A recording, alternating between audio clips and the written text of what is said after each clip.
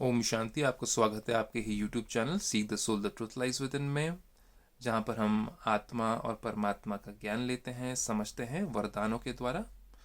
तो परमपिता परमात्मा आज हमें 343वें दिन के वरदान में क्या सिखाना चाहते हैं और हमें कैसे ब्रह्मा बाप कहें या हम कहें एडम पिता कहें या आदम कहें, उनके जैसा बनाना चाहते हैं। तो देखें बाबा कहते क्या है।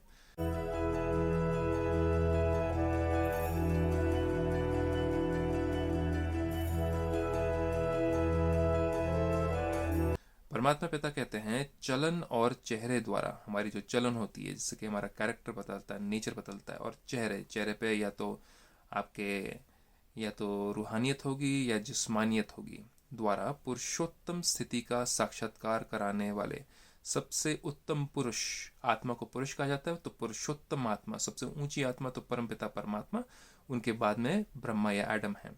स्थिति का साक्षात्कार कराने वाले ब्रह्मा बाप समान भव। विस्तार में चलें। जैसे ब्रह्मा बाप साधारण तन में होते भी, अब साधारण तन क्यों कहा गया? क्योंकि ब्रह्मा जो है, जो एडम हैं, उनका लास्ट जन्म जब वो बिल्कुल अपवित्र बन जाते हैं तो लास्ट जन्म उनका ब्रह्मा होता है।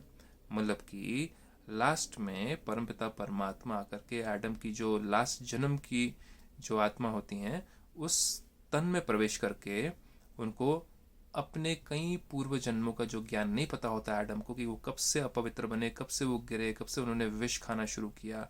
विष मतलब काम क्रोध लोमाकार रूपी विष। तो परमात्मा ही धरती पा करके अपने पहले बच्चे को बताते हैं कि तुम अपने पूर्व जन्मों को भूल गए हो।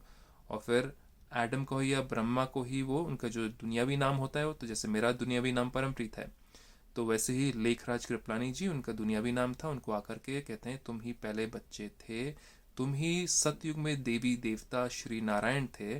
तुमने जन्म लेते लेते सतयुग से तुम कलयुग में आ चुके हो। तुमने इतने जन्म ले लिए कि अब तुम्हारी आत्मा भी अपवित्र बन चुकी है और तुम्हारा शरीर भी अपवित्र बन चुका है, तमो प्रधान हो चुका है, इम्प्योर हो चुका है। तो तभी दिखाते हैं ब्रह्मा के जो, अगर आप देखेंगे मूर्तियों, उसमें आप देखेंगे मूछ और दाढ़ी दिखाते हैं। तो आज कलयुग के टाइम पे सबकी मूछ और दाढ़ी है। लेकिन अगर आप देवी देवताओं को देखेंगे, श्री नारायण को देखेंगे, श्री राम जी को देखेंगे, चंद्र जी को देखेंगे, जो कि सत्युग और त्रेता में रहा करते थे, उस समय उनके दाढ़ी मूछ नहीं थी। तो देवी देवताओं की जितने भी मूर्तियां देखेंगे उसमें दाढ़ी मूछ नहीं होगी, लेकिन ब्रह्मा के दाढ़ी मूछ थी। मतलब वो है आपका लास्ट जन्म श्री नारायण का। पहला जन्म श्री नारायण, और फिर जन्म लेते लेते 84 का चक्र लगाते रहते, लास्ट जन्म 84वां जन्म उनका ब्रह्मा होता है। तो जैसे ब्रह्मा बाप साधारण तन में होते भी सदा पुरुषोत्तम अनुभव होते थे, उनको पुरुषोत्तम बनाने वाले कौन? परमात्मा पिता।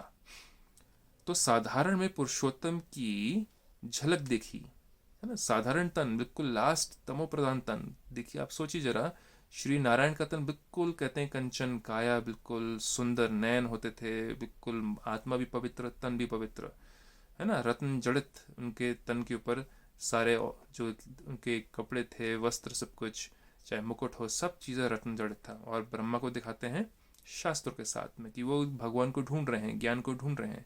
तो ब्रह्मा के पास में सारे ब्रह्मांड का ज्ञान परमात्मा देते हैं। तभी ब्रह्मा भी किसके हैं? उनके भी देवों के भी देव परमात्मा पिता हैं। तो साधारण में पुरुषोत्तम की झलक देखी, ऐसे फॉलो फादर करो। फादर कौन? ब्रह्मा को फॉलो करो, कहते हैं परमात्मा। अपने पहले, मेरे पहले बच्चे को फॉलो करो, तुम्हें उनको कॉपी करना है। कर्म भल साधारण हो लेकिन स्थिति महान हो। साधारण कर्म का मतलब है आप घर का काम कर रहे हो, कपड़े धो रहे हो, बर्तन मांज रहे हो, या खाना पका रहे हो, कोई भी कार्य साधारण कर्म कर रहे हो, या ऑफिस में काम कर रहे हो, या बिजनेस में काम कर रहे हो, लेकिन साधारण कर्म, लेकिन क्या हो? लेकिन स्थिति महान हो, मन की स्थिति क्या? ऊंची हो। चेहरे पर श्रेष्ठ जीवन का प्रभाव हो। लोग जब आपको देखें तो उनको लगे कि आपके अंदर रूहानियत है, जिस्मानियत नहीं, कि धन है, दौलत है, बिजनेस है, बड़ी जॉब है, तो मेरे अंदर अहंकार आ गया। वो तो जिस्मानियत आ गई, उस तो वो तो रवाब आ गया आपको अहंकार का। परमात्मा कहते वैसा नहीं। साधारण कर्म कर रहे हो लेकिन चेहरे पर क्या हो? चेहरे पर श्रेष्ठ जीवन का प्रभाव हो। जैसे लौकिक रीति में, लौकिक मतलब दुनियावी रीति में, कोई कई बच्चों की चलन और चेहरा बाप समान होता है ना। वो बच्चा जब बड़ा हो रहा होता है तो बोलता है मैं पापा जैसे बनूंगा, पिताजी से बनूंगा मैं।